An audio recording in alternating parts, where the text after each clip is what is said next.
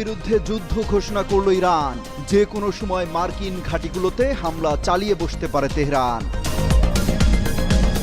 টানা মিসাইল হামলায় এবার মোসাদের ড্রোন তৈরির কারখানা গুঁড়িয়ে দিল ইরান। ইসরায়েল জুড়ে 5 দিনে 4 শতাধিক ক্ষেপণাস্ত্র হামলা। ইসরায়েলের দুর্ভেদ্য প্রতিরক্ষা ব্যবস্থা ভেঙে গুঁড়িয়ে দিচ্ছে ইরান। নতুন করে একযোগে ছোড়া হয়েছে 1/2 শতাধিক মিসাইল। নতুন চ্যালেঞ্জের মুখে ইসরায়েল। পাহাড়ের গভীরে ইউরেনিয়াম সমৃদ্ধ করছে তেহরান, যা গুঁড়িয়ে দেয়া নেতানিয়াহুর পক্ষে সম্ভব নয় বলছেন বিশ্লেষকরা।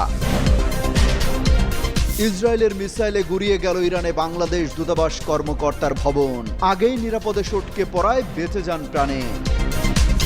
মার্কিন প্রেসিডেন্ট ডোনাল্ড ট্রাম্প হত্যার হুমকি দেওয়ার পর রীতিমতো যুদ্ধ শুরু করার ঘোষণা দিয়েছেন ইরানের সর্বোচ্চ নেতা আয়াতুল্লাহ আলী খামেনি। মঙ্গলবার সামাজিক যোগাযোগ মাধ্যম